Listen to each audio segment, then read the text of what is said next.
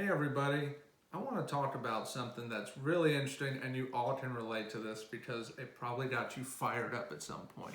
And it is the low ball offer. Yes, you know what I'm talking about. You put something for sale for $100,000 and some joker comes along and says, I'll give you 35. You know what I'm talking about. Almost all of us have been there. But let's step back for a second and think about it. What is a low ball offer? And how much is really low? For some people, they could offer something for 100,000, and if someone offers them 90,000, they would be offended. And it's like, but it's only 10%. For some people, 10% can be a huge amount. It sounds crazy, and I would agree, but that's just how some people are wired. And let's face it, we're not here to judge how people are wired. What I would say is simply when you're dealing with what could be perceived as a lowball offer, there's two things to keep in mind. The first is something one of my coaches said to me, and they would always say, asking price is irrelevant.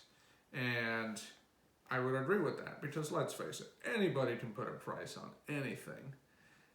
But at the end of the day, it's what people are willing to pay is what it's worth. Now, also keep in mind with that if you don't market it well, your price may be justified, but it's just poor marketing. You may be worth every bit of it. There might be some external circumstances that are inhibiting you. I dealt with a property recently where there were some exterior circumstances that inhibited the value of the property and wasn't the property itself. So we had gotten a couple of low offers as a result. And so we realized we needed to rectify some external problems, which were rectified. But also keep in mind, for some people have the wonderful skill, and I think it's a great skill, where you're not emotionally connected to the product. It's very important, I would say, that whenever you're selling something, you not be emotionally connected to it. However, and when that happens, then if you get a low offer, it's just business. Unfortunately, in today's world, everything's gotten very emotional.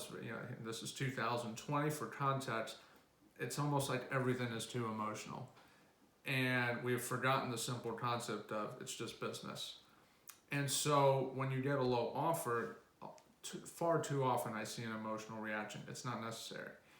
Most of the time what we're selling is a human-made object. Maybe it's a house, maybe it's a car. We're talking houses because it's real estate. It could be land, it could be a rental property, whatever it might be. And those objects in and of themselves don't have feelings. So there's no reason to drive into that. Just treat the object for what it is. And if you get a low offer, no problem, simply counter back. Remember, a lot of people will put a low offer out there just to test the waters, when in fact they're willing to come way up. Now some of them may just not be educated or understand what they're buying, and they're going to stick to a low offer. It's not someone you're going to do business with anyway, so don't work too hard at it. But I would always encourage you, if you receive a low offer, to counter. Okay, simply counter. And see what happens. If nothing happens, no big deal. If something happens, great.